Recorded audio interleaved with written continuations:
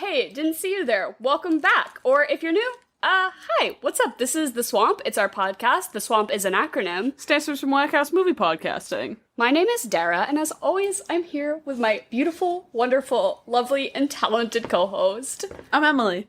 How's it going, guys? And we're really I'm excited to talk to you guys about Okja today. It's our next installment of Paul MAYno month, which is it's such a bad pun. Some of you have been sending in your bad actor puns for the future, and they're just so bad. I love them.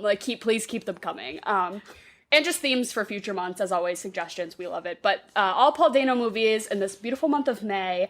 And today we're talking about Okja, which is one of my faves of all time. And I know I mentioned this a little bit last week, but this was really one of the blossoming moments where I think we discovered that we had this sort of compatibility to do a podcast was when over the pandemic we would this was not a compatible moment. I was gonna say, no, this instance was not one where we were like, oh, hey, this is working. This is something's here. Because, I think, okay, what would happen was, it was, over the pandemic, we'd get on FaceTime, we'd, press play on a movie at the same time sort of thing. We did this with, I don't know, I can't remember what else, but we definitely did it with, Portrait. We did it with Portrait of Lady on Fire and, maybe one other movie or something like that. And Dara hits me up one day, and she's like, oh, we should watch Okja tonight. I was like, okay, never seen it. I knew it was one of your favorites. And I think it was maybe about 10 minutes into the movie that you were clocked, just absolutely out, because I think you told me you were like, yeah, I drank a bottle of wine with my father, and then you had a bottle of rum in your bed to watch this. It was deep pandemic, you couldn't even step outside your house pandemic. Yeah, we were 2 months into it. It was probably around, it was definitely around this time, actually. Yeah. And I did just have a bottle of Bacardi on my bedside table that I was like, you know what, you gotta do what you gotta do, right? And so, but yeah, I remember being like, this will be fun, and then literally chugging rum from the bottle, and then I think it was about the time Jake Gyllenhaal showed up that I was just clocked, and you were like, do I say something? Do I hang out? I stayed on. I stayed on with you for the entire movie. Because I was like, what if she wakes up? Oh my god. But our little video FaceTimes with movies was sort of our first oh, this is a thing we should, I don't know, talk about and let people listen to us. Then you've had all those themed movie parties where I feel like you and I just talk through the whole movie and everyone's like, will you two shut up? And I'm like, no, we're doing our podcast. We're cackling in the corner like witches. But yeah, Okja, this is just I don't know, a very core memory for me about the pandemic is falling asleep on FaceTime with you while watching Okja. I don't know why. But this is one of my favorite movies, and it's I don't know, it's just such an interesting mix of the fact that it's a Netflix original, the fact that it was never released in theaters, that it's sort of bilingual. It's directed by Bong Joon Ho, who later did Parasite, which I had no idea who he was, or what. I love Snowpiercer as well. And at the time of viewing Okja, I had no clue that this was the same person who made Snowpiercer, or it wasn't until after Parasite that I kind of became aware of who he was and his body of work. I'm like, oh my god, he made these other movies that I absolutely love. Of course, that makes so much sense. But I think I watched this movie right around when it came out in 2017 on Netflix, because one of my closest friends, she was a vegan for a really long time, and she was super into this, and she was like, you have to watch this movie with me. It's the greatest thing ever. And I was like, okay, vegan propaganda. But then I watched it and I was crying. Yeah. And so your history with this is just that I made you watch it and I fell asleep on FaceTime with you, right? Yeah, that was my entire interaction with the movie. That was the first time I ever watched it. But I did really enjoy it, and I still really enjoyed it this time. I watched it with my roommate who had yet to see it. And he made the remark that it definitely has the same sort of feel as a Studio Ghibli movie. But actually live action. The big, I don't want to say I don't know, like, mystical sort of element of it, and, like, a Yeah. super pig and everything yeah. like that, and just this wild adventure and everything like that. But, I mean, so I think that's one of the reasons why I really like it, because I love Ghibli movies. It's very My Neighbor Totoro. Exactly, like, for exactly. Sure. It's, yeah. Okja even has, like, the Totoro teeth, you know what I mean? Yeah. Which, maybe not the Totoro teeth, but, like, Okja has American Girl doll teeth. Oh my god. Okja is, like, objectively not that cute. Like, the little beady eyes, and, like, I mean, as a whole, as a character, very adorable, love. But just, like, objectively, those super pigs are not cute animals, in my opinion. They're a little scary. They're, like, a cross between, like, a hippo and just, it's the human eyes for me. Okja has human eyes. It's like when a dog has human eyes. It's like, oh my god, yeah, no. It's a lot. I dog sit dogs that look like that, and they just... When it looks like the soul of a human is trapped inside a dog, and I'm like, what spell? Like, what did you do for a witch to put a curse on you to turn you into a golden doodle? Like, what? Yeah, no. Okja gives me, like you say hippo, like, Okja has the entire face of a manatee. Oh, yeah, manatee is very, like it's, solid. I always thought it was so weird that they call them super pigs. And I'm like, I guess, like, I guess, but I'm looking at them like, the only pig thing about Okja is, like, the hooves, maybe. That you can eat it. Or that you can eat it, yeah. Yeah, I think the whole point was, like, that if they called them, like, you know, hippo manatees, no one would want to eat that. And the whole thing was, like, a big food GMO PR thing, so, like, calling it a pig made people want to eat it. Yeah, more, fair I enough. guess. But yeah, it's not very pig-like. But, like, at the same time, while she's not the cutest, I would also, I could definitely see myself forming an intense connection to this very large, cuddly animal. I would die for Okja. Yeah, the one scene that really got me, like, from the jump is, like, you see... Oh god, what's the main character's name, besides Okja? Mija, M-I-J-A. Mija?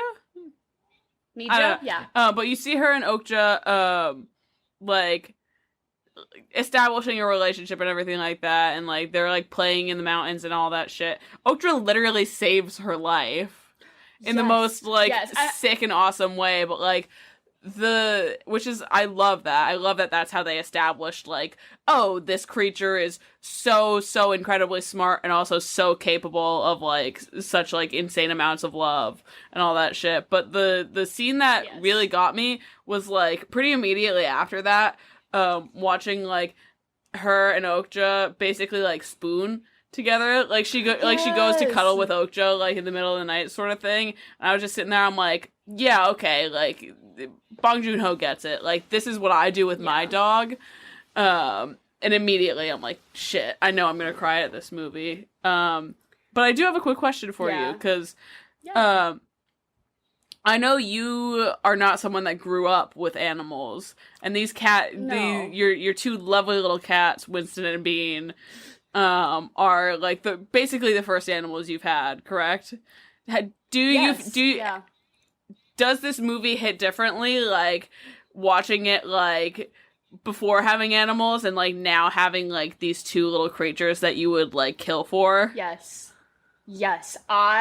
So, like, growing up, everyone in my family, except for me, is, like, severely allergic to animal fur, so we never had any pets growing up or anything, or we were just, like, never really around animals a lot, so it's, like, and then when you grow up without pets, as, like, an adult who had never had pets, it's always, like, you don't really know how to interact with dogs, or it's always, like, you know, like, I like them, and it's cute, but it's just, like, awkward because you don't know, and, like, now that I have pets, it's so different. My cat Winston sat in my lap during the last probably 30 minutes of this movie, and I scream cried. I just sobbed, because it was just so nice and endearing to have an animal, like, cuddling me during the most intense parts of this movie. I was, like, getting so emotional about it. So yes, absolutely having it, because, I mean, you know through other people and through media, like, what it's like to have that, like, love connection, like, with an animal. But, like, I say to my cats, I would jump in front of a bus for you. I say that every day to them. When they're being obnoxious, I say, stop fighting, I would die for you. Yeah, I don't know, being an adult who's, like, recently gotten pets, definitely different viewing experience. For sure. But I do love, so like the very opening scenes of this movie is Tilda Swinton in adult braces giving her like scary oh my god, super the pig. adult braces representation. Yeah. I don't think I've ever seen a movie do it. Except for this. Right? And so she finishes giving her like scary PR super pig contest speech, and then it hard cuts to Okja with Mija in the wilderness, just being, and that whole basically up until then when Jake Gyllenhaal shows up to be obnoxious, that whole opening sequence of like she jumps and helps her get fish, and like it like establishing not only their relationship but like how smart this animal is, which is the point of the whole movie. It's that they're breeding them to kill them, but you can see how intelligent and like worthy of life they are, basically. But that whole opening sequence, yeah, is very Ghibli to me, and I think it's my favorite of the whole movie. Is just that like the two of them establishing their bond when she saves her. And she falls, and you're like, oh my god, Okja fucking died. And she didn't, because she's fucking huge, and she just falls into the trees, and it doesn't matter. But it's such brilliant filmmaking to me, and it's so intentional. Because, like, you see, you know, the look in her eyes that you're like, oh, that's, like, more than an animal. That's, like, that there's intelligence behind her eyes, basically. And that's the part of this movie that really gets me, and that I think is just so smart. Yeah. And, like, I mean, just the way that, like, she talks to Okja, basically, and then, like, finally, sort of at the end of the movie, like, you see, like, like, it's not like Okja talks to her, but, like, Okja basically, like, talks to her and everything like that, which is such, like, one of those things, like, you just get, like, if you have an animal and everything like that. Because you see it, like, throughout the entire film, it's, like, she's, like, whispering, are you looking endearingly at your cats right now? Like, even, like, if you're not talking to your animals, like, you can still talk to your animals. Like, do you meow at your cats? Yes, Henry and I we go meow, and that's how we get them to like pay attention to us.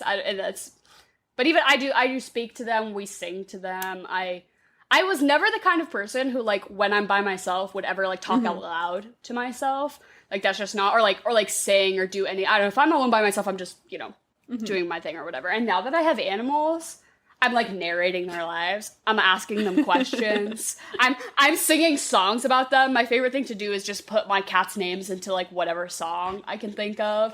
And so it's just like such a different experience now, like being alone in my apartment, because I'm like, I'm talking, I'm singing, I'm like, oh, this is something I've never done before. But like now that I have these animals, it's like spurred me on to be like, oh, hey, what are you doing? You want to follow me to the bathroom? How are you? How was your day? Yeah. But do we want to give a brief recap of this movie? Yeah, the briefest recap ever is that it's like Charlotte's Web goes sci-fi, basically.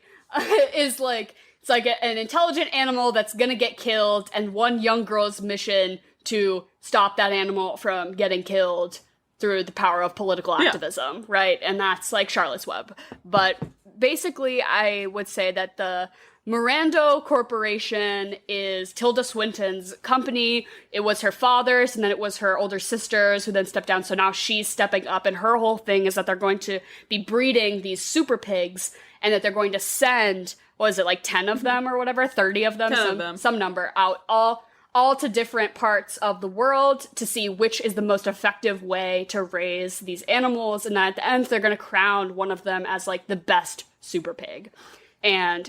But meanwhile, also, these pigs will be raised for consumption, and the whole thing is that they're more eco-friendly, it's greener, they make less waste, and that this is going to be some big environmental revolutionary, like, livestock thing.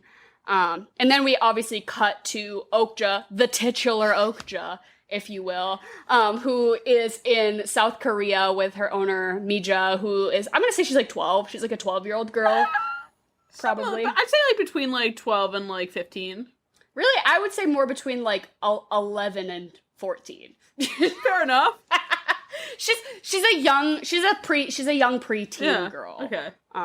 Basically, and her parents are dead. Her and her grandpa, they live in South Korea, basically just kind of like up in the mountains in the wilderness. And their whole thing is that they just kind of let Okja run around and be friends with this young girl, and they go on little adventures and they go fishing together, and it's very cute and it's very like a pet owner relationship. It's not like Okja doesn't feel like their livestock, you know? Okja is like their dog, basically. And the grandpa has been kind of lying to her about, he's like, oh, we're gonna buy the pig back from these people so we can keep it, but that's not really true. And the people come because they're like, this pig is part of this competition, so we need to like check on its stats and its data, and it has to come to New York with us for this big like parade, basically, for the unveiling of the super pig. And Mija's like, what the fuck? That's my dog. Like, that's my golden retriever right there. Like, what are you doing? And they come to take her away. And Jake Gyllenhaal, who's acting like a fucking cracked out Steve Irwin. Basically, he's like, I am a TV host who knows about science. But he's like talking this like squeaky we can delve into this performance from Jake Gyllenhaal, but there's a lot to talk about. He's doing the absolute most here. But basically, Mija basically realizes like, oh, they're gonna take Okja away, and they do, and then she's like, fuck you, Grandpa, I'm taking this golden pig, which is like her dowry, basically. She's like, I'm taking the golden pig, I'm taking all this money that I've stashed away, and I'm gonna go run after Okja. And she's fucking badassery jumping onto the back of trucks and like ninja fucking rolling and ducking through traffic. It's wild, and she's doing the most. But fortunately for her, she's aided by the Animal Liberation Front, led by our own Paul Dano, who's playing the character Jay, which basically the Animal Liberation Front, or the ALF, they have this plan to stop the truck and also get Okja. And they stop the truck and they kidnap Okja, and they switch out the cameras, and they get Mija too, basically. And there's this whole like scene where they do a romp through like an airport or like a shopping mall basically, or something. Yeah. This whole big fight scene between like them and a bunch of security guards and the police and everything. Basically, they get Okja. And Paul Dano explains, like, our whole mission is that we want to stop animal cruelty, but also our larger goal here is to, like, expose sort of this, like, corporate abuse of animals. So we were gonna take Okja's black box out of her ear, which tracks all of her data, and put in a camera so that they could get this information to expose the Miranda Corporation, basically. But Steven Yeun's character, whose name is K, I think, just the letter K, he mistranslates on purpose what Paul Dano is saying, and basically makes it seem like Mija's giving her consent to all of this, when really she's like, no, I just want to take Okja home. So Paul Dano's, everyone else isn't really, like, understanding that she isn't really down with all of this. And so they go through with the plan. They send Okja back to the Miranda Corporation, and they're filming everything that's happening, which is, like, she gets pretty violently bred by another super pig. They, like, take little samples out of her to, like, try for food. Very, just, like, heavy on the visual animal abuse. I was pretty shocked that this movie's rated PG-13, to be honest. Because they swear kind of a lot in it, and there's, like, pretty violent animal, like, upsetting animal abuse scenes in it. And yeah, there was a handful of scenes that were really tough to watch. In my opinion, yeah. And then, basically, Tilda Swinton does some PR bullshit, and it's like, we're gonna spin this whole thing about, like, reuniting this young girl and her favorite pet at our big parade, and we'll crown Okja as the super pig, because it'll be, like, this really moving story that'll really boost our PR thing. But at this parade that they have, the ALF projects the footage of Okja getting abused, so the whole thing is obviously a huge disaster for the Miranda Corporation, but they totally get exposed, and so then Tilda Swinton has to step down to, who? Also Tilda Swinton. Tilda Swinton. She plays a twin of herself, and basically this other, more evil corporate Tilda Swinton comes in and is like, continue to roll out the jerky plan, basically. Just, like, continue to turn these pigs into meat, which is basically when it gets revealed to us that this whole sending 10... I mean, it's, like, pretty implied through the whole thing, but this whole sending 10 super pigs to different farms around the world to pick the best one was a huge, like, PR setup, while they basically had thousands and thousands of these pigs in slaughterhouses already being, like, set up to be turned into food, so that the moment they crowned the super pig, they could sort of roll out this big meat production plant, essentially.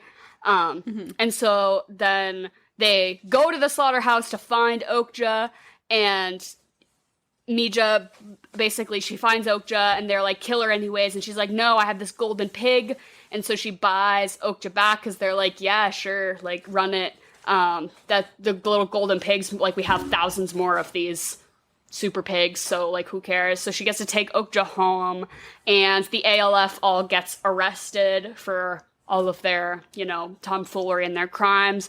And basically at the very end, one of the other pigs who's behind barbed wire pushes the little baby out, and Okja snatches it up in her mouth, and then they go back to South Korea, and then it's Okja with the baby Okja and Mija, and they're just, like, living their life, but, like, obviously the whole thing is still fucked, because, like, nothing actually got fixed. Yeah, like, put an end to, and that's obviously such a big, and very Bong Joon Ho style. It's, a huge political criticism. Well, not political, but it's just like a societal criticism on, like, how fucked the meatpacking industry and American consumption and greed and corporate greed and all that. So it was really, I mean, like, mind you, I definitely, like, picked up on it, like, last time I watched this, but it's like, you're sitting there and you're like, oh yeah, this is how people see America, and you're like, oh yeah, this is rightfully how they see him. This is America. Yeah. This is exactly what we do. Yep.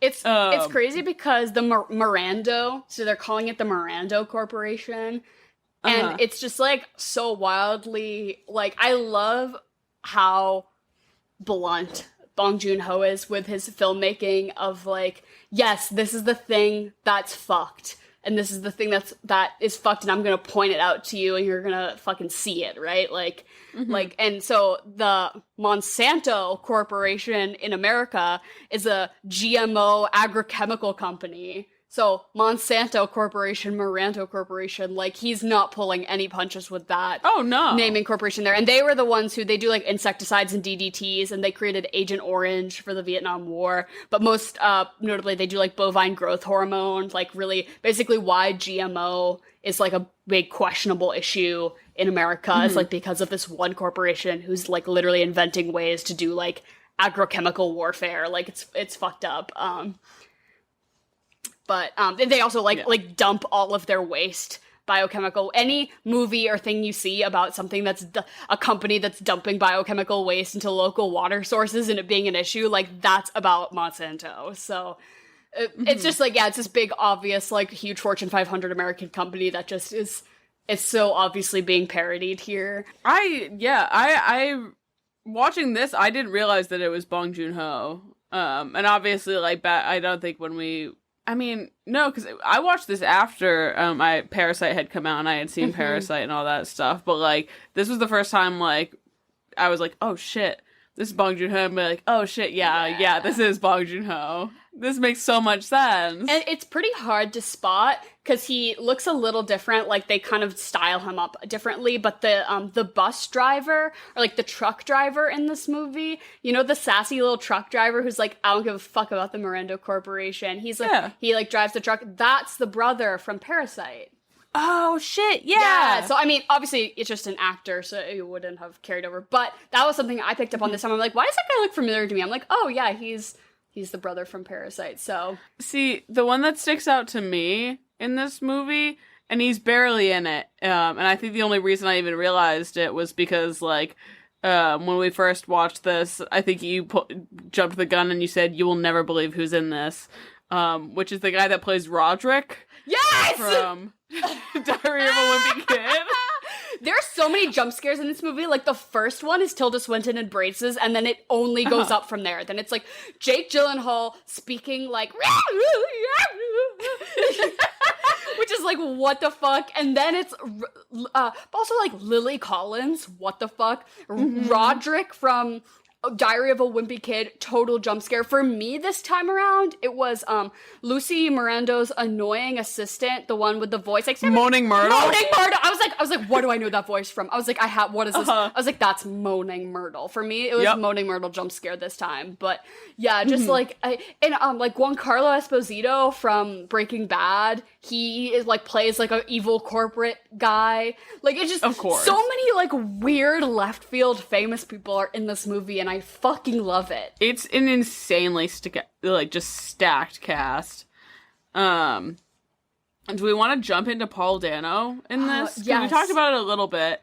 I think that this is just Paul Dano at his hottest, really. Okay, if anyone's gonna... So for some reason, like, the girlies on TikTok have been thirsty about Paul Dano after the Batman movie, and, like, that is the least hot he's ever been. Him as the Riddler, like, no. Pass. Not cute. Hard pass. I'm like, y'all are being thirsty about Paul Dano, and no one is focusing on the character Jay from Okja. Like, if you're gonna be allowed to Literally. be... If you're gonna thirst over a Paul Dano character ever, this is the one. Like, this is the one.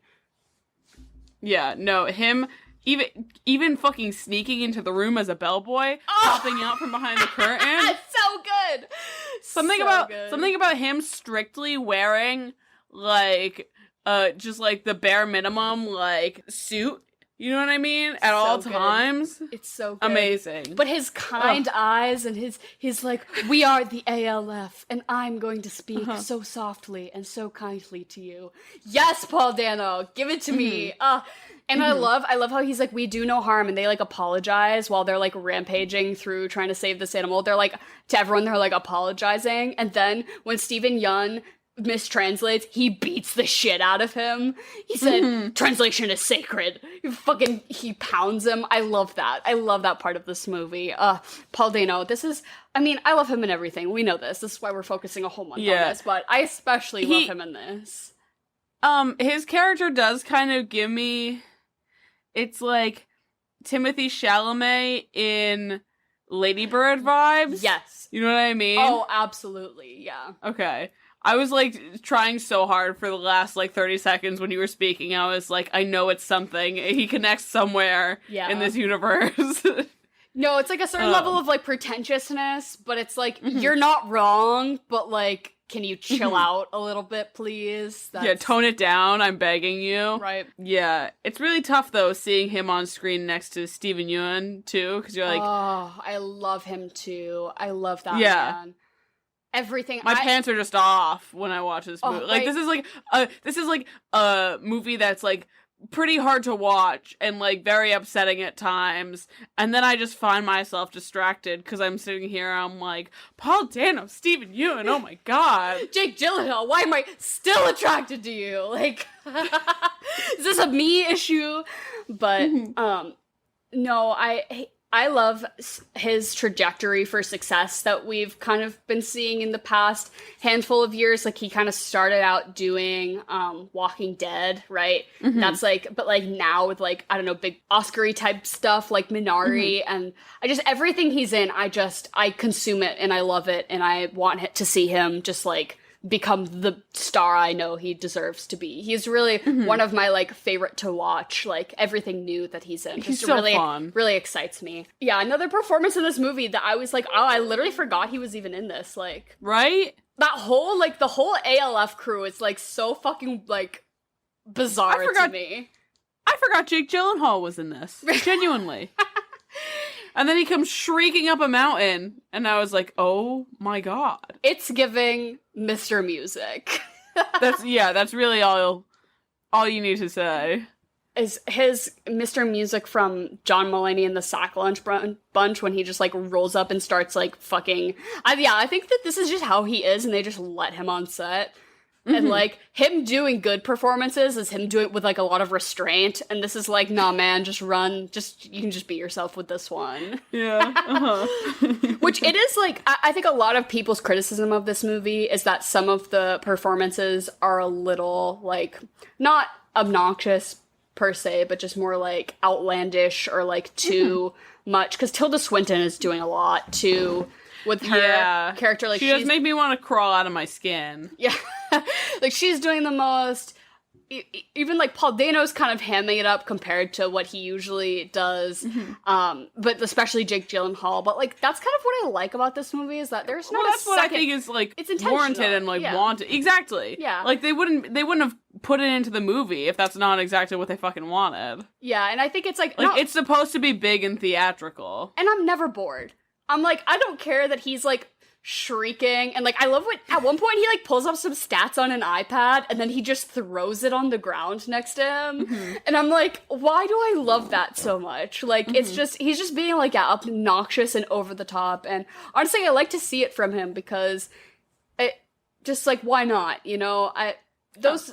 I'm like, have a little fun with it. Not every movie has to be giving, like, serious, emotional, truthful performances. Like, things can be silly, you know? Well, I think it's warranted in this movie, too, because, like, you have, like, these insane, like you said, outlandish and just goofy at times performances and everything like that. And then you're seeing, like, stone cold, like, brutal animal abuse. Yeah. Like, yeah, I need, like, sorry, but I need to see Jake Gyllenhaal screeching.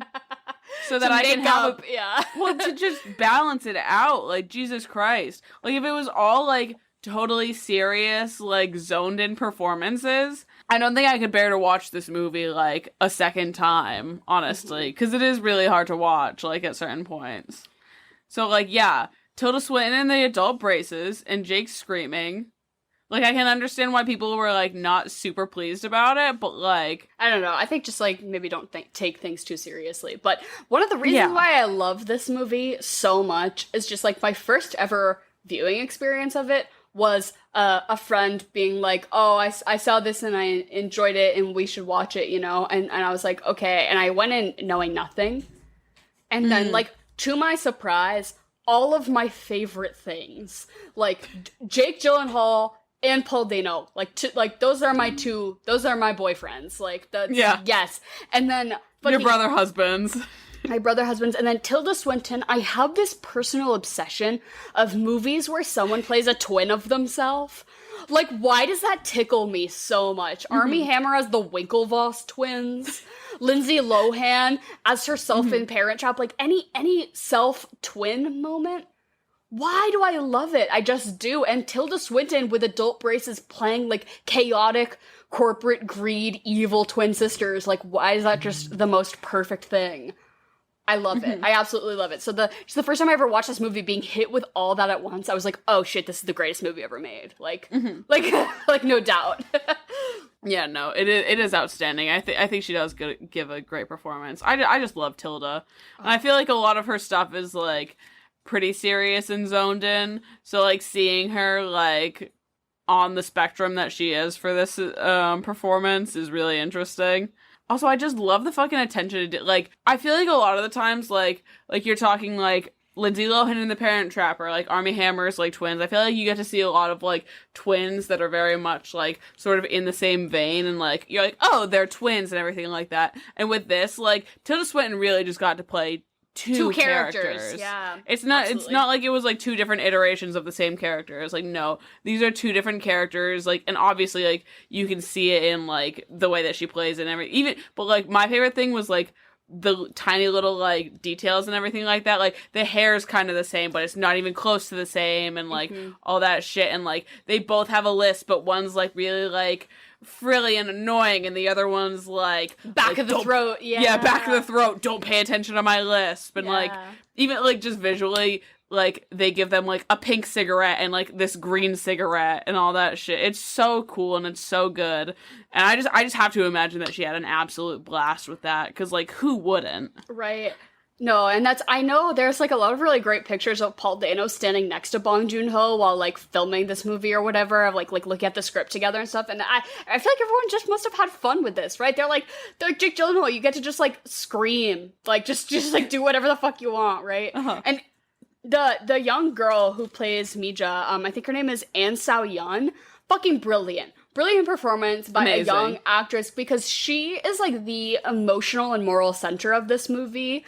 And her agency is so strong. She is such a strong lead, such a strong female lead in this movie of, like, she has her mind set on something and it never wavers. and she just like does the thing she has to do. And I think that performance from such a young person, she was so serious, right? Everyone around her is fucking ridiculous, and she was serious as fuck this whole movie. She's like, I don't give a shit about anything other than saving my pet. And that's I don't know. I have a lot of admiration for the filmmaking in that way, because I think there were moments where like she could have been like the butt of a joke or something, you know?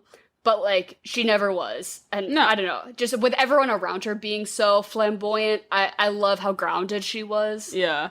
Through the whole movie. And, yeah, such a great performance, too. Because I fucking believed that she would do anything for that animal. Yeah. Like... Fuck the precocious, like, 13-year-old. Like, give me more of Mija.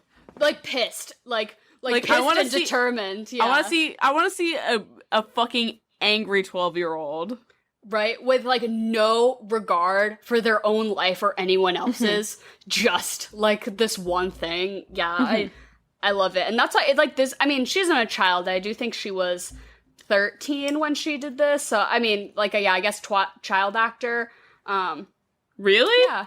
Yeah, I think she was born in 2004. I think she's 18. She's 18 now, so she was around 12 or 13 when she did this. But it feels so... I mean, not adult. It feels like an adult performance. Yeah, like the level of what it's giving me is because, well, also it's not because she's not like somebody's kid sister. Like, she's our protagonist. So it does feel very more like that. But no, she was so fucking good. Oh my gosh! Wow, who is it that has showed up halfway through the show? It's Jen. Oh, this is so unexpected. She's here. As always, to host our interim halfway through segment, Chocolate or Vanilla. It's a game. Jen, she comes here. She's here. She's gonna ask us 2 questions. We all say which one we like better. Ah, so fun. Jen, how are you? I'm good. How are you guys? I'm alright. Decent.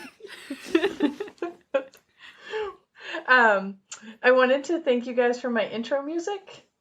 Oh, yeah, I'm working on, like, changing some editing things, so hopefully the quality has improved a little bit, and if anyone noticed, some, listener suggested a while ago, they're like, yeah, your transitions are super awkward, so you should maybe put a little music before and after, and I was like, you know what, I love the honesty, so I tried a little harp intro for Jen, so let me know if any of y'all find, like, royalty-free sounds that would sound really good before and after Chocolate or Vanilla, please send them my way. Like I was thinking, who's writing us a song for Chocolate or Vanilla? Oh man, I was thinking I was gonna get some badass like air horn or something, you know, like pew, pew, pew, pew.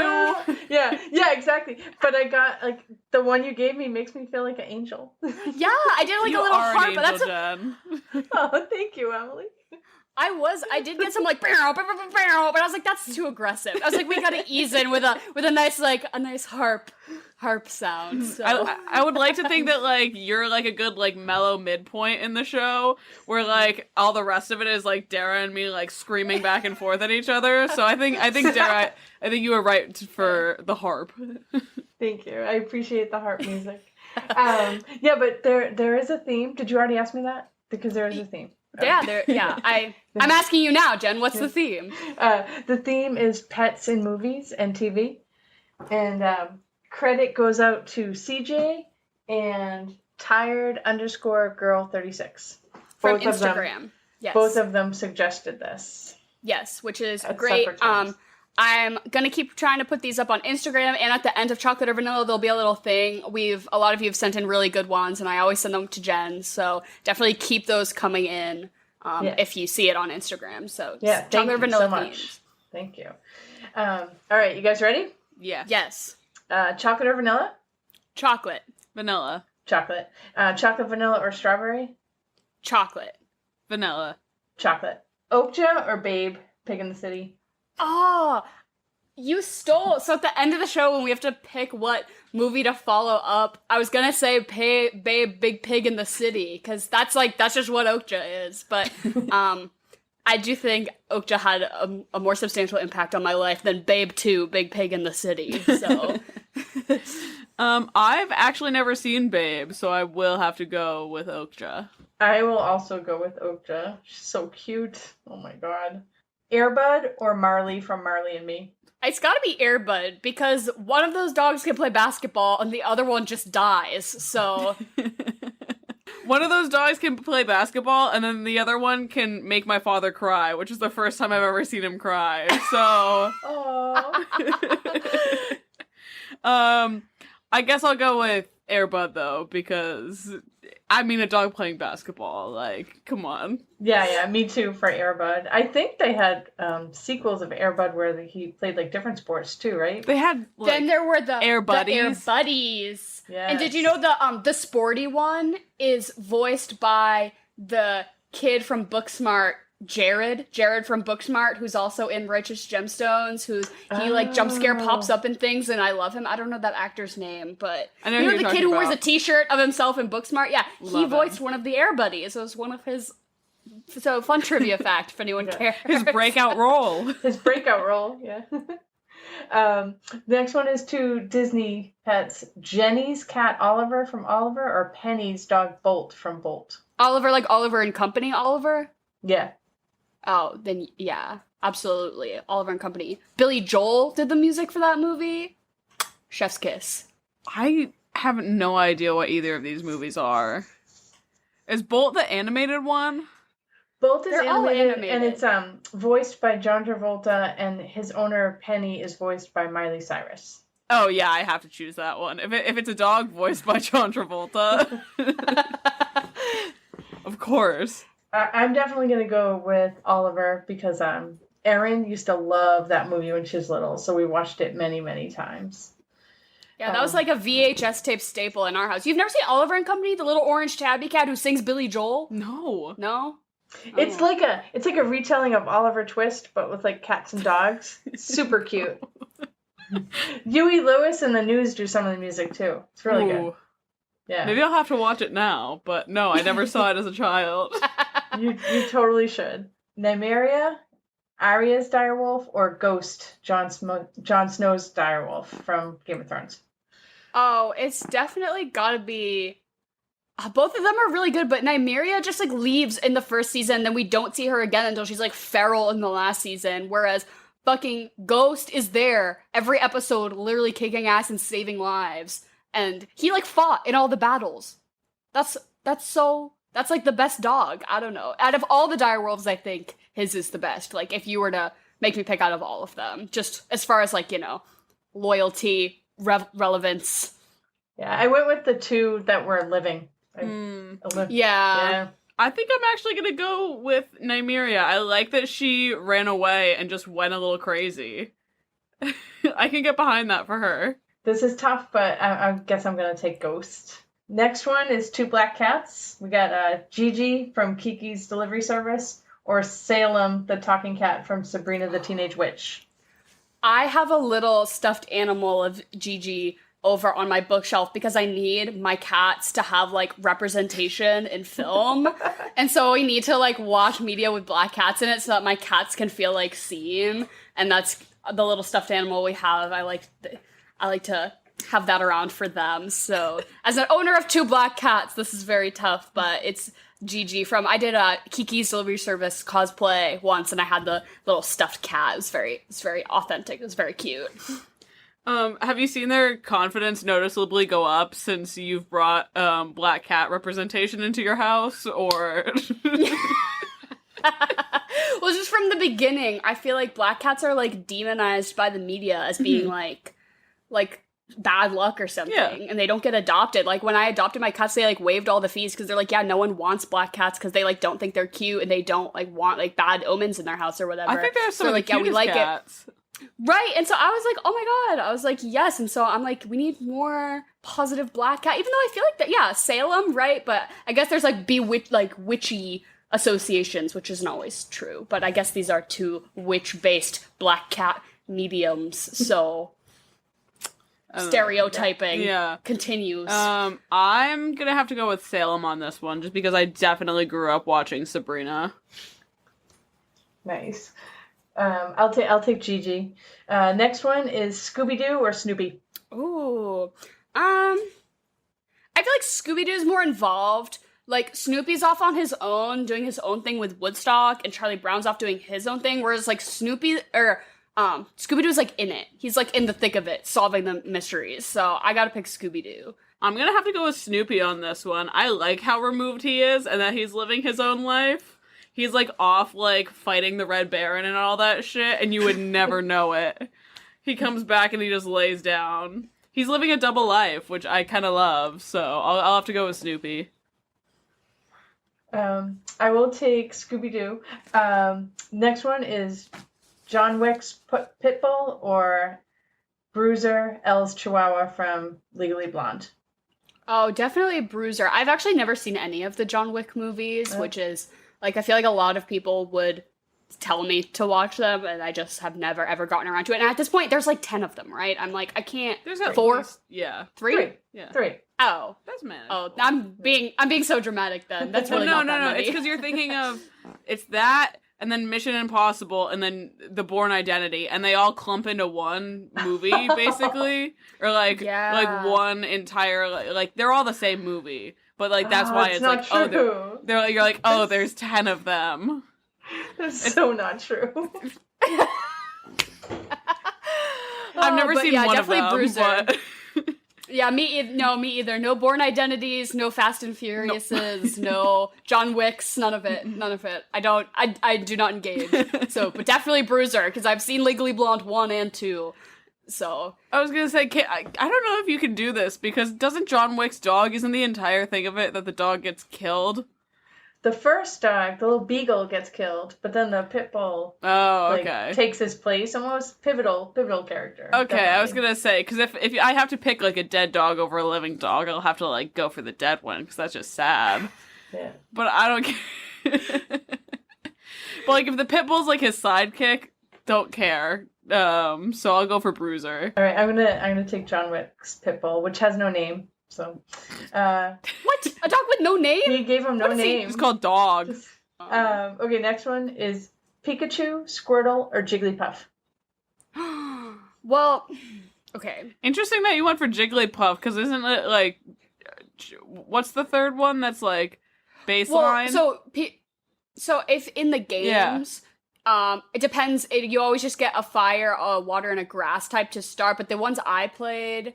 Or I guess the standard, like from the OGs are Charmander, Squirtle, and Pikachu, right?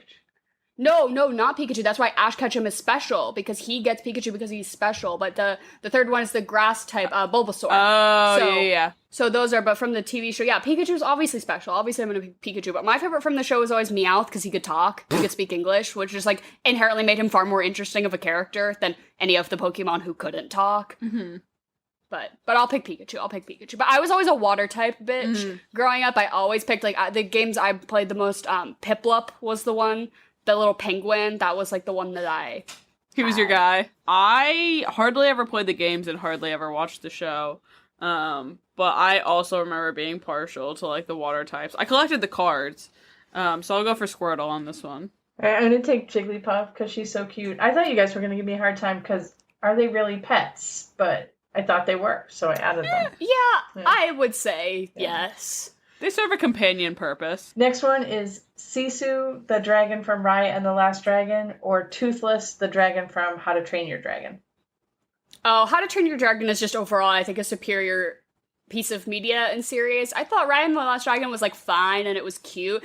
And it was very notably my first theater-going experience post-COVID. Same. Yeah, which was, like...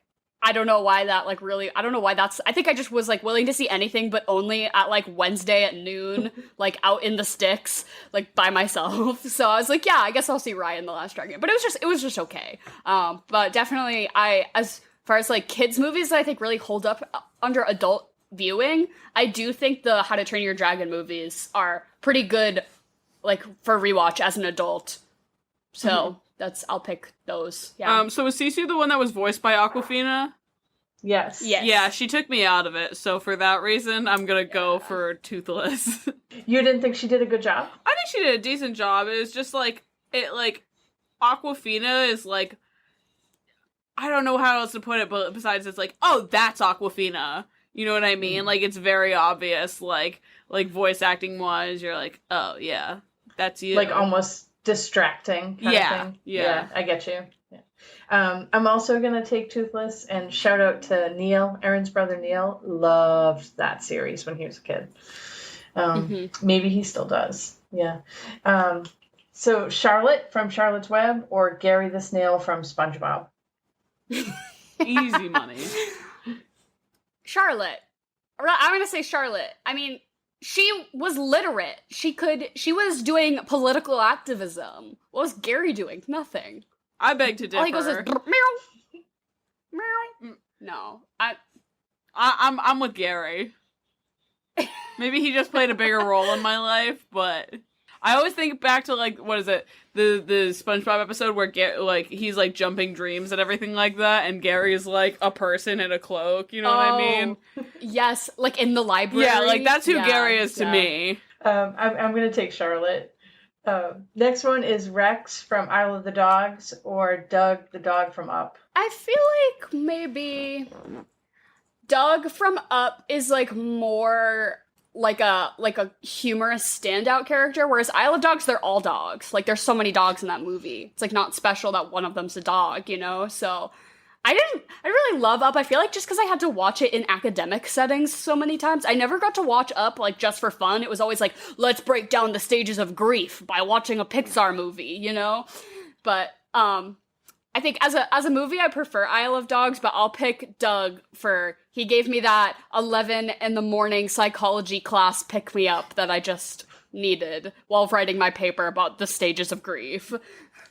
I've actually never seen Up. I think I've talked about this before probably because I never took a psych class in high school. I've never seen Isle of Dogs either, though. The only connection that I have to either movie is watching the intro for Up and just sobbing. So I guess if I was to watch it, I would need something to drag me out of my deep, dark depression after the first 10 minutes of the movie. So I'll go for Doug. I'll take Doug for the sweep. Next one is Warhorse or Black Stallion. I fucking hate, okay, first of all, I'm sorry if anybody out there really loves horses, but just, like, horse girls never were nice to me, and horse media always traumatized me, because I was in a fucking book club, and some horse girl made us read Warhorse, and Jen said, you can't go to the meeting and hang out with your friends if you don't read the book, and I said, I'm not reading this stupid horse book, and the day before, all my friends were talking about, like, oh, what are we gonna do a book club, and I was like, ugh, fine, I'll read the book, so I sat in a chair for, like, 4 straight hours, and I read Warhorse so that Jen would let me go to the stupid book club, and I fucking hated that shit because it was about a horse that goes to war. What 4th grade girl wants to read about that? Not me. What's the other one? Black Stallion. Black Beauty. Black Stallion. Yeah, I picked that one because I fucking hated Warhorse. Fucking hated that shit. I poked the bear with that one. Yeah, you knew what you were doing. That was intentional. I'm actually gonna choose Warhorse on this because I know it's been like adapted to the stage a lot, and I think the puppetry for that is looks super interesting and just super well done.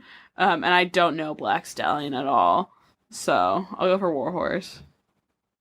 Nice. I'll take Black Stallion. Seabiscuit, stupid. Secretariat, stupid. I'm sorry. I hate horse media.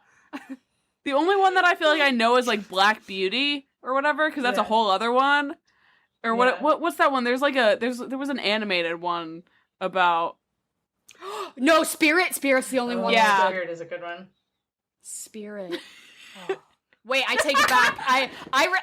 I respect one horse, and it's Spirit. Next one is another triple. All from Harry Potter, Fluffy the Three-Headed Dog, Hedwig, or Scabbers? I gotta go with probably Hedwig on this one, because he was just like a real one. Actually, yeah, but it's kind of fucked up that they were doing like magic on those animals. Like, where are we drawing the line for animal rights in the wizarding world, you know? So. Is Scabbers is the rat. the one that turns out to be, what's his name? Like Peter Peter Pettigrew, Oh, yeah. Why would I ever choose him? I'll go for the three-headed dog, because he was just doing his job. He's just guarding that door. Good point. Good point. He did nothing wrong.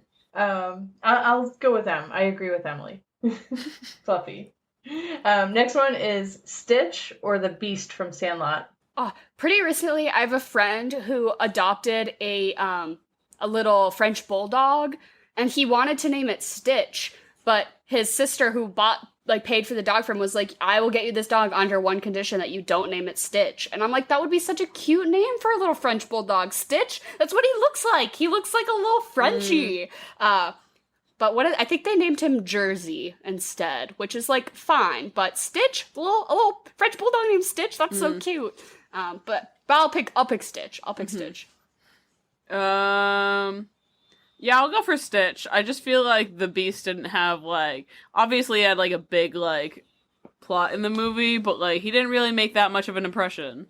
Stitch, though, he was the whole driving force. Yeah, same. I'll take Stitch for the sweep. I love both those movies, though.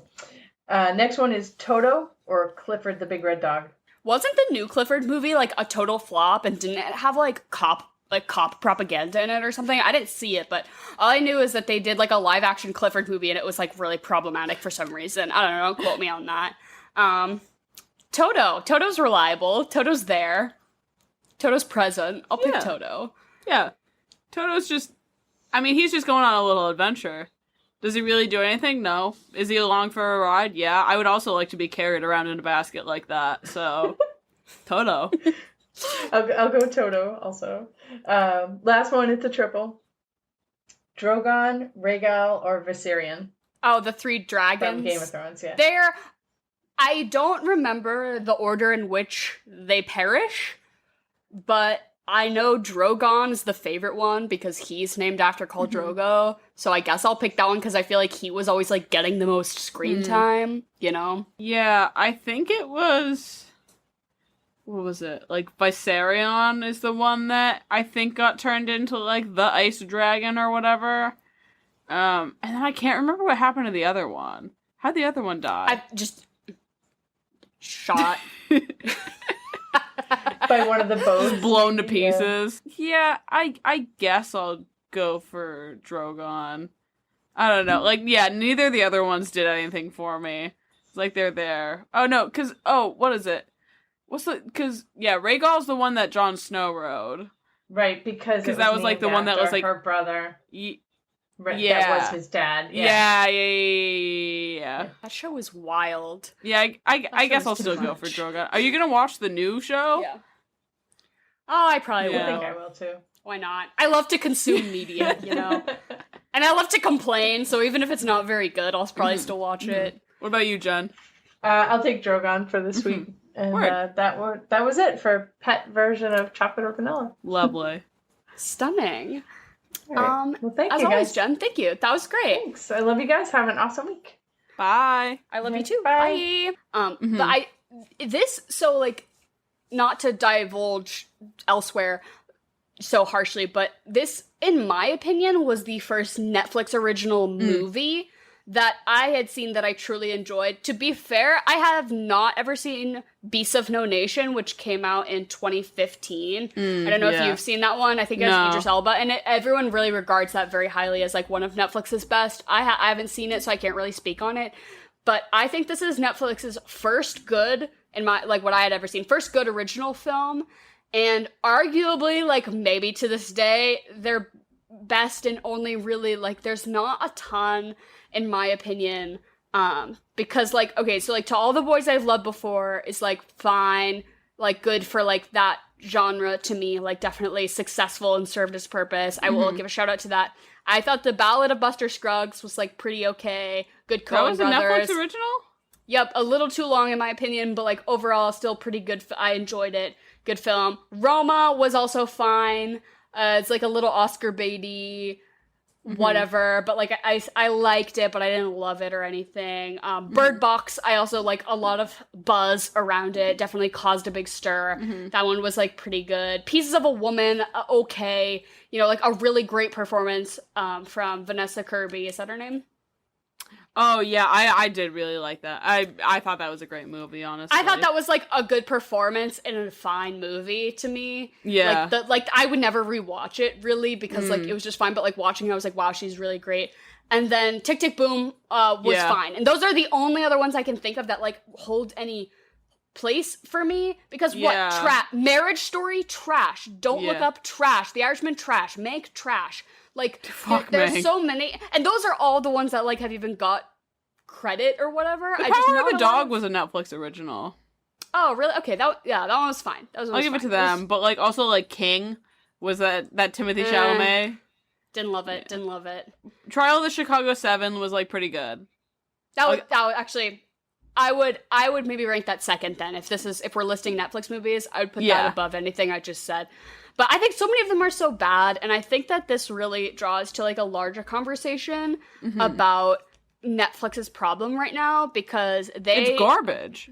They recently have had their first loss of subscribers in over a decade, and it was a huge thing that their stock went down a lot, and that they like basically I think it was like 200,000 subscribers were lost, and they credited it to the pandemic and just socioeconomic things, and also they said that they were going to start cracking down on password sharing. Was basically their excuse of like, oh, well, we're not making money because everyone shares their password, and if you have a family plan with 5 people on it, you're only getting paid once, basically. But to me, and they're saying they're going to start doing cheaper ad-supported models, which I think is just like We're going back to cable. Cable. Right. It's like, shit garbage. Everyone who's like a cord cutter, like I don't pay for cable. I'm a cord cutter. I only have streaming subscriptions. But at this point, there are so many of them. It's far more than cable costs. And since it's the thing to do, every network is making their own. Like now there's like Paramount Plus. Exactly. And there's, like, why am I'm paying for Discovery Plus. Why am I paying for Discovery Plus? Yeah. No, it's becoming an issue of like every network is getting their own streaming service, so they reclaim all of their content.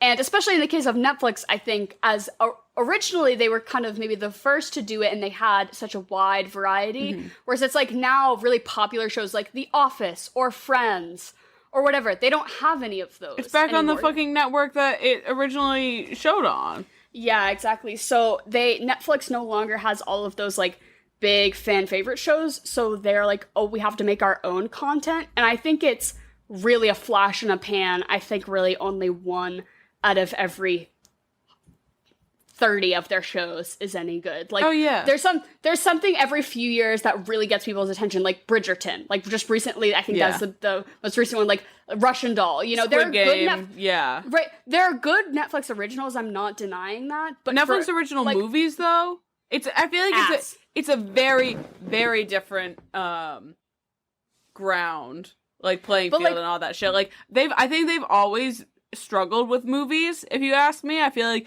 even like I remember like way back when like Netflix like started popping off and everything like that, and being told like, yeah, the movie selection, like not even like their own original movies, but like the movie selection is not that good, but the shows are great. Yeah. And everything like that, which I think still holds up, like, especially with all of their original stuff. The movies, like you said, we already went over it. There's, like, maybe, like, 3 super notable ones that, like, we can enjoy. But, like, obviously, like, there's been handfuls and handfuls of, like, Netflix original shows that are, like, just absolutely, like, chart toppers and all that shit. And I just think HBO Max is coming for them.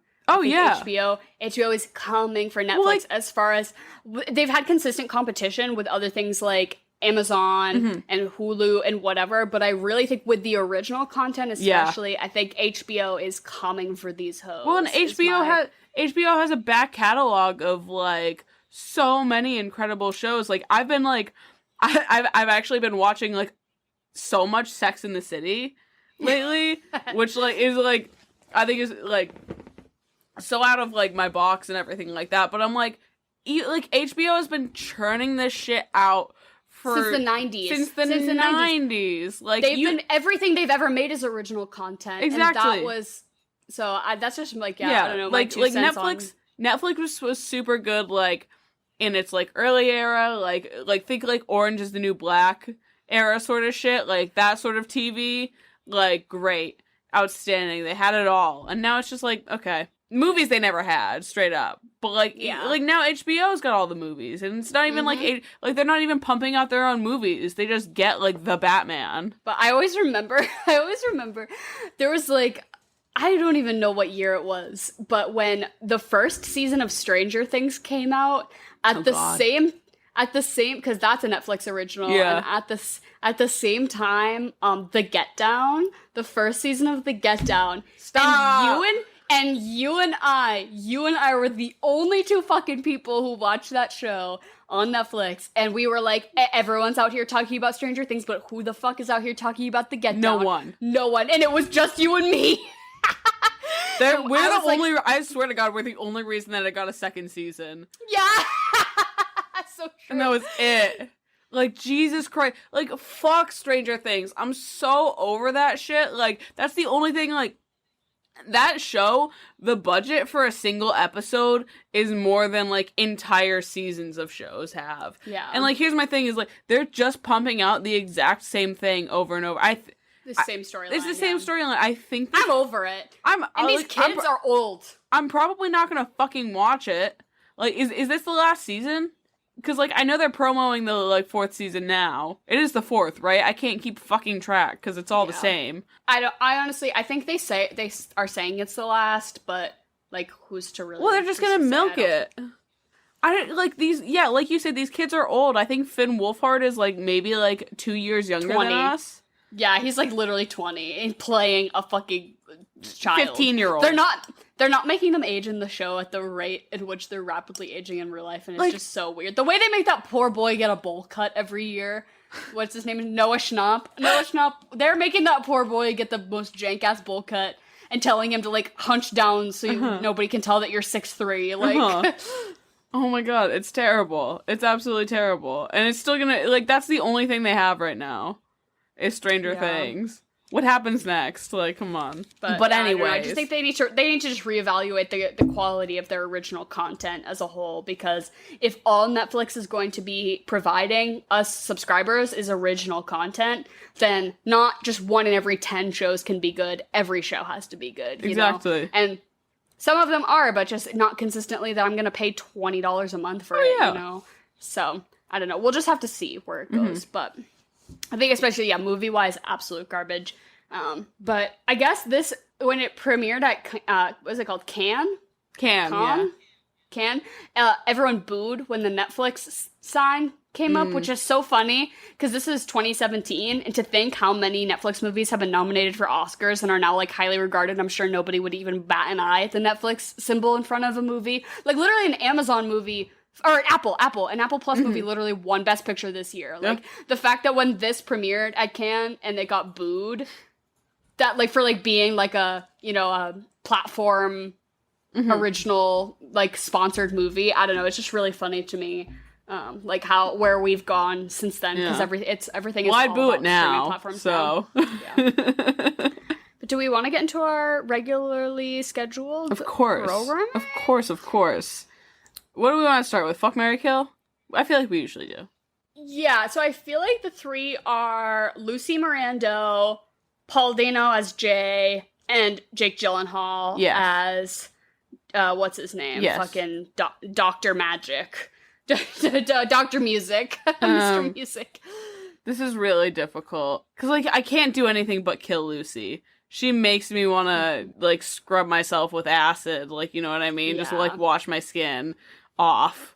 So, like, I guess I have to fuck Jake Gyllenhaal, but even in that, like, this is the one that I'm, like, it's really pushing it. I could fuck Mr. Music. I don't know if I could do this. Can I be, like, shit-faced?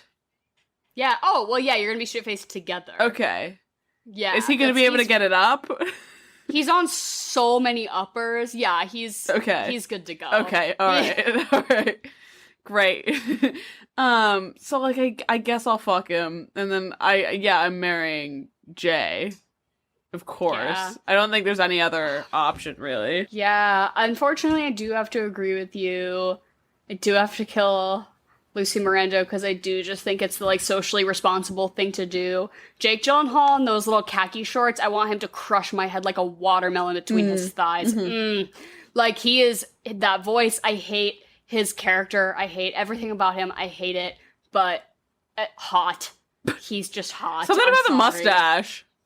That man is sexy, and I won't apologize for it. And yeah, I'm obviously gonna marry Jay, because I'm not gonna fucking marry Mr. Music. That shit is gonna get old real fast. Yeah. Lucy Miranda seems like the horse girl that made you read War Horse. War Horse. Yeah. Just, like, personally inflicting trauma on me for no. But honestly, I'd take her over her sister. Because I'd rather take, like, at least I'm gonna disguise my corporate evil as something good over someone who's like, I'm just flat out gonna be evil and not apologize for it, you know? I don't think I would. I think if you're gonna, like, there's, like, a degree of self-awareness, I guess, that comes with, what's the other one's name? Nancy? Nancy. Yeah, Nancy. Like, at least, like, Nancy is self-aware and, like, can, like, sort of think for herself. Like, Lucy is sitting there and, like, being fed, like, what she wants by, oh god, what's his name? Giancarlo Esposito. Yes. I don't know his character's name, but I just know he's Gustavo Fring from Breaking Bad. So, like, at least, like, I guess it's, like, at least, like, Nancy, like, kind of, like, knows who she is. And I guess, like, I think, like I said, like, kind of owns it. Which, like, is shit because you're a corporate bastard.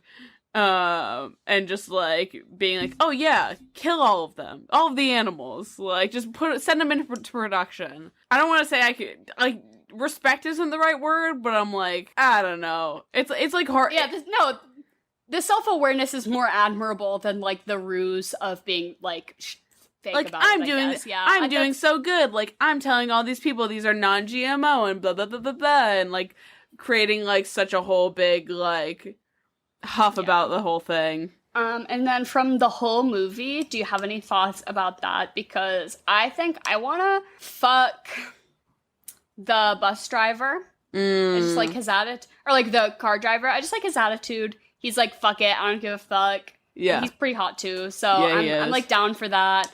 I'm gonna marry Mija's grandfather as sort of, like, he's gonna die.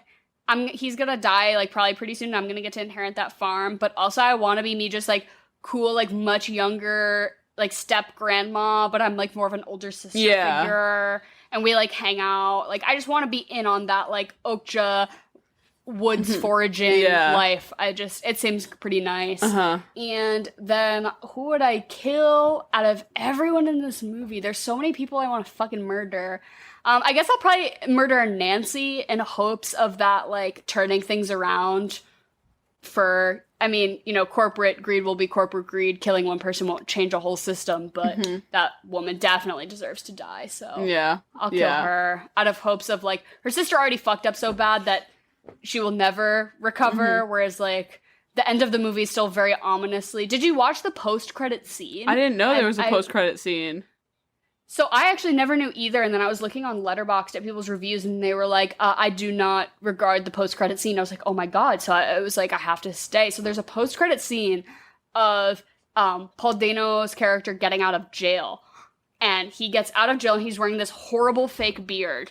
And he gets picked up by Steven Yeun's character, and they all get on a bus together where all the other ALF people, including the bus driver now, or the truck driver kid, they're all there on this bus, picking Paul Dano up from getting released from prison.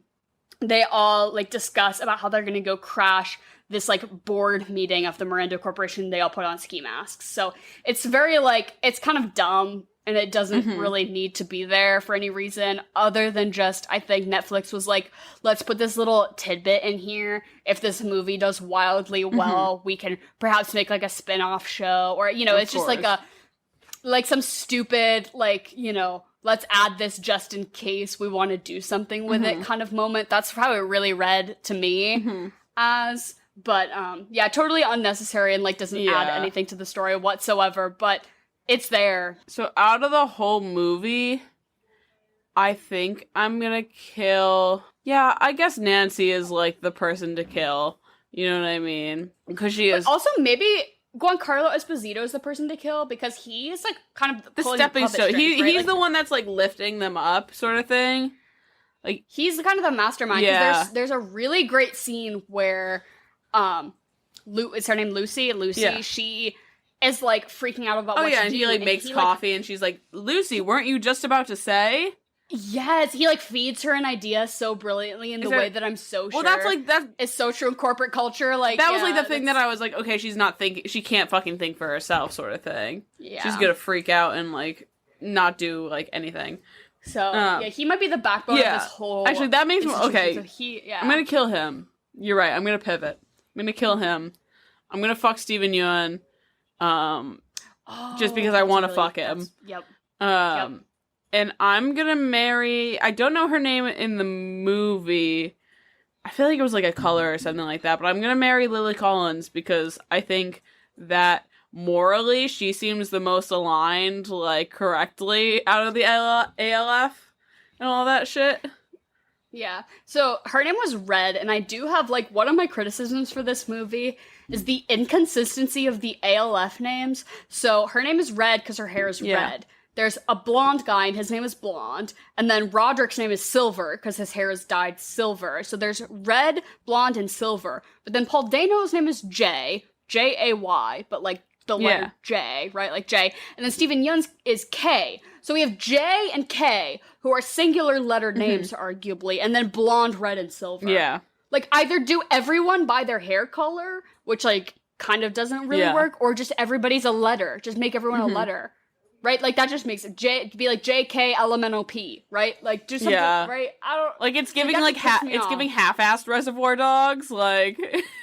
yeah, right? I just, like, didn't really understand where that... Well, which I think... it was, like, half... Well, I think is, like, what, like, Bong Joon Ho, like, obviously intended. Yeah. Like, oh, it's not, like, the crazy unified, like, group that, like, they think they all are, you know what I mean? Yeah, that's so true. Yeah, maybe it is on purpose and it's on purpose pissing me off. That's probably way more likely. But I was just like, what? You can't even... Why are y'all calling each other by your hair colors, but it's, like, not consistent? Whack. But what would you eat and drink with this?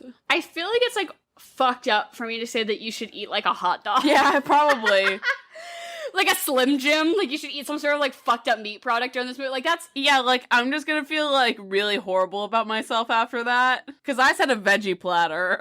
Yeah, right. Like so, I was like, you could be fucked up and eat a hot dog, but like it would, as like in post, I'm like, haha, that's so funny. But like in the moment, I'm sure I'd be like, this is just like I can't. I hate myself. Yeah. And honestly, so, like, PETA went on a fucking rampage. PETA absolutely loved this movie. I'm sure. When I googled Okja PETA, the entire 2 first pages of Google were all PETA articles about, like, how to have an Okja-themed vegan party, a vegan starter pack for fans of Okja, like, all Okja content. PETA fucking ate this shit up, and I just, like, for anyone who doesn't know, I think everyone's kind of aware that PETA is fucked, but if you don't know that PETA is absolutely fucked, they're this, obviously, like, animal rights organization, and they run the largest kill shelter in America. PETA kills 70% of the cats and dogs that come into their care. So PETA is fucking hypocritical, they're nasty, they're fucked up. So that's, if you don't know that, now you do. Everything PETA does is just absolutely disgusting to me. But they loved this movie, and they produced so much, like... For Okja fans, here's how to be vegan, like, type, I don't know, content is fucked up. But basically the only thing I could really think of is to do, like, a Korean style, like, Korean barbecue, but, like, Korean barbecue vegan tacos. So you do, like, a sesame-encrusted fried tofu with kimchi in a little taco, like a Korean barbecue taco is, I think that could be nice. And to keep it vegan, you know, to keep it... Because if you want to do an all-above meat-free meal for this movie, that is very on theme, very understandable.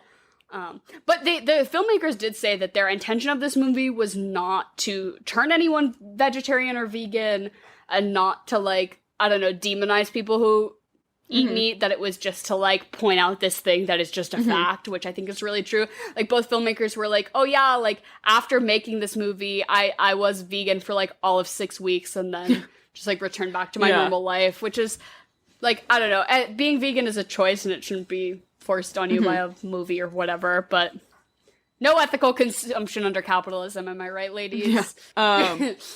But yeah, no, definitely sort of like going the more like vegan vegetarian route. Like I'd say like I'm just a little whore for like something to like munch on like during a movie, like not a whole meal. A little carrot, stick some ranch. No, like literally like do the veggie platter thing. Like today I had like a nice little like falafel plate like with dinner and all that shit. Ooh. You love tzatziki. I do. I'm a big fan. I do. You love a savory yogurt. I make my own. Yeah. This is a quick side tangent to anyone that has any savory yogurt recommendations other than tzatziki. You were the only person, Dara, that even acknowledged my tweet about this. But I think that the savory yogurt market is lacking other than tzatziki. So if you want to start a savory yogurt cup company with me, like lunch yogurts, please. Like yogurts that are like, we can do it together because I think that's because here's my thing is I don't like sweet breakfasts. It's a lot for me. Like I begrudgingly eat like a blueberry yogurt cup every day because I'm like, okay, I need to put something in my body before I go to work. But I don't like it. I'd rather eat eggs, but it takes too long because I sleep in too late to make an actual breakfast for myself. If any listeners of the pod happen to work at like Kellogg's or who's that Chobani? Chobani, if any Chobani employees want to hit us up about our savory yogurt ideas, honestly, I have the branding, the marketing, the flavor ideas. We've got it all over here. So we've got our own. We've got our own chef. Let's get Henry on the fucking. But so my idea for a cocktail. Yes, I've got a good one. I want to hear yours. Oh, okay. So mine was all through like that like opening sequence that I was saying that I love so much when her and Okja, and then I think she does it again at the end. She is always feeding Okja persimmons. I didn't know what it was. It looks like a pepper, but I don't know what. It looks. Yeah, they look kind of like little I feel like bell I've peppers seen or, like, kind of like persimmons on like TikTok recently, and no one knows how to eat them right. Yeah, they kind of look like a tomatillo or something almost. I've never had one. I don't really know what they taste like, but I know they pair really well with like cinnamon and like nutmeggy flavors. So like if you were to do like a whiskey drink with one of them, but I would just say that just in general that as we head into these summer months, if you are of legal drinking age, or I guess anyone can make a simple syrup if you want to just put it in like seltzer water or whatever. I love making my own simple syrups. I think it's really the key to a really good cocktail is you just boil equal parts sugar and water, and then you add whatever flavoring you want to it. So I've done it with mint, basil, ginger, any combination there of citrus, obviously, like lime juice, any kind of personalized simple syrup. Like I'll do like a ginger lemon or ginger lime a lot. But I think you can make a persimmon simple syrup. So any fruit too that you want to add. So just making a simple syrup with fruit that you just put it in like a mason jar and store it in your fridge, and then you add a little bit to your cocktail. Really, really good addition. Mint is super easy to make as well. To do like I do Moscow mules and I make mint simple syrup. Hot. It's like a whole. Yeah, you can do blueberry. Just I don't know, making your own simple syrups. It's super cheap, super easy, and it really like is a huge benefit to your cocktail. So I think if you make a persimmon simple syrup, you could do something as simple as just like vodka and seltzer water with your syrup, or you can get as fancy as like putting it in with whiskey and cinnamon or whatever you want. But that was my, like a persimmon cinnamon simple syrup could be really. See, I like that you went this route because I also sort of went this route of like infusing something. This movie gave me like sort of like big tea vibes and everything like that. So I think, and I've had like a friend or two like come up to me and be like, try this. And it's hibiscus infused tequila, basically, or like you basically make like a hibiscus margarita and everything like that. And it is so insanely delicious. I just think it's, and like you said, like talking like summer drinks, great summer drink. Yeah. Super floral and fruity and everything like that. I just think it's a really, really good choice generally. I've never heard of that. It sounds great though. I know like the hibiscus berry refresher from Yeah. Starbucks is pretty fire. So I'm thinking of like that, but like boozy, and that sounds really good. So divine. Like the sort of thing where like someone's come up to me with a cocktail and I'm like, I couldn't even tell you that this is alcoholic. And then what would you follow this up with? I know Jen already exposed me for Babe 2 Big Pig in the City earlier, that I said that. And then obviously I think that it's Sack Lunch Bunch. It's like hardly. It's not even like a leap, and it's hardly even a step. It's like a shimmy. It's like a sneeze. It's a cough.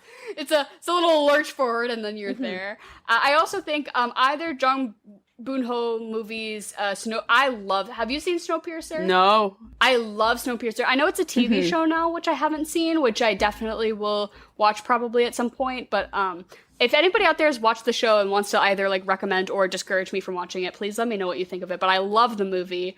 And also Parasite, obviously. Any of these after this, it's just like so much. He switches it up so hard every time, yet consistently the same. Like it's still him. Yeah, the same voice, but like new, really wildly new content, which I love. Any movie with someone as a twin of themselves. My only Letterboxd playlist is people who play twins of themselves in movies. And then my last one, which I think is my strongest one, E.T. Explain yourself. I think E.T. is really similar to Okja in the way of like a person's connection, like a young person's connection with this sort of creature, and the government is trying to take that creature away to do science on them, and they are trying to get them back because it's not something to be experimented on. It has life and value. And I don't know. It was just giving me E.T. vibes of like when she's trying to like basically rip Okja away from the Miranda Corporation. That was like me, like Elliot trying to take E.T. away from the scientist vibes to me. I was just like, this is very much like and then obviously Charlotte's Web. It's a retelling of Charlotte's Web. It's that would be the most obvious one, but I think maybe a more genre aligned one would be. I think that's a really good choice. Thank you. Fun fact: I've never actually seen like all of E.T. Sort of in the same vein, you were talking about how watch any movie where anyone plays a twin of themselves, and since it is Paul MAYno. If you want to stay aligned with our theme, and also just run it with a fucking haul of a movie and just a great film in general, you can just watch There Will Be Blood. It's not like a super prominent twin role, but it is also like one of like as much as I do love Paul Dano in this movie, he is outstanding in There Will Be Blood, and it's a lot to watch. It's a long movie, but it also, like, it's Daniel Day-Lewis. It's brilliant. It's one of my favorite scores ever. I think you could definitely just run it with that. Because it like, if you're not looking for that movie that's, like, sort of, like, very similar to Okja, do the jump. Oh, yeah, be a nice little pivot. Do the pivot, jump and do There Will Be Blood. Yeah, continue Paul MAYno and just consume another really great piece of Paul Dano-based media. Might as well. Yeah, for sure. You got to be in a very specific mood for sure. Yeah. But when you're feeling it, you're feeling it. Like a nice, like, yes, I'm going to settle in for this one, for sure. And then what would you rate that out of 10? I'm gonna give it a 7.8.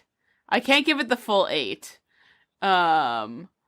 It's I don't know. I think there was just enough of it that was like a little hard to watch, and it felt like I kind of get whiplash watching this movie. It's a little, it's a lot, and it's a little hokey at times. It's like now it's serious, now it's hokey, now it's serious. So you're like, I really do like it. I could probably bump it up to like the 8, 7.8, just an 8.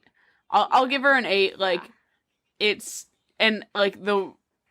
I mean, I talked about it early on. I really like the Ghibli feel of it. But yeah, it does get to be, it's a lot of like highs and lows throughout the movie. Yeah, I'm gonna give it a 9. This movie just really does something for me in just like, I think like a really interesting first watch ever. I loved knowing absolutely nothing and then just being whipped around by this movie. And I still kind of get like reverberations of that every time after I watch it. I'm like, oh, I can't believe I just like didn't even know. But yeah, this movie, it just really tickles me. It warms my heart. It makes me cry. Like my cat sat in my lap and I fucking cried. Oh yeah, I bawled my little eyes out when they pushed the freaking baby out into Okja's mouth. I started weeping. I don't know. Even though I can, like, recognize it for its flaws, maybe not flaws, but just, like, you know, where it could be stronger, or, like, performances that are a little silly or whatever. I feel like everything is so intentional with this movie, and it makes me feel really intelligent as a viewer. Yes. Because I'm like, I love that Bong Joon Ho does that with all of his movies, is that you feel smart because you get it, but also it's something, like, much greater, and you get to put the pieces together as it unfolds. And with every movie, it's just, like, really brilliant storytelling. And some of my favorite, all of his movies that I've seen are some of my favorite I've ever seen. And I look forward to, obviously, you know, everything he does in the future. And there's just great performances, great cast. So I can't speak highly enough of this movie. I tell everyone to watch it. It's definitely top 10 S tier, one of my faves of all time. Yeah, so thank you all. For anyone who's watching on YouTube, we've fucked up with recording, so we'll try to get that back up next week. Sorry, we don't make any money from this podcast, believe it or not. You know, oh wow, we're so wildly successful, yet not a dollar to be made. So we don't really have, like, equipment or anything, but so we'll try next week, you know, because that's how it is.